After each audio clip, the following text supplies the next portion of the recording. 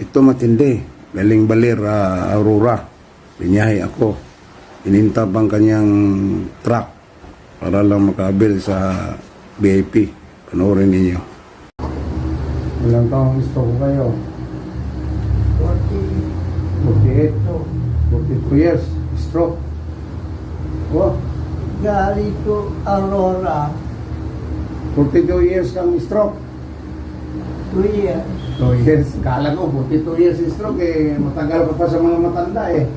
Ano nga ang problema dyan sa kamay mo? Ito, kontra yan.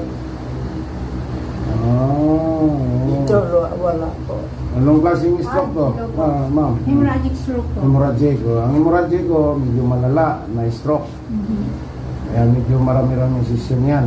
Opo. Oh. Ilang sisi ho ang tumama sa utak niya? 50 cc. No, malaki.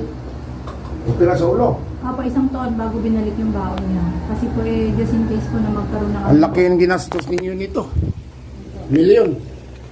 Para just in case Milyon po lang yan. Pagka na, Opo, dito nilagay sa piano. Yung kuhan niya, scan niya. may utang pa kami sa ospital. Ito, yung kwadyan lang po sa iwanan lang. Milyon po. Recession pa lang eh. Precision. Ah. Tama, walang pag-asa. Ha? Oo, hindi po talaga nawawala ng pag-asa. Lalo nung nakita niya kayo. Ako lang ang pag-asa ng mga hemorrhagic. Kayo po na kayo. Sinabi ko yan eh.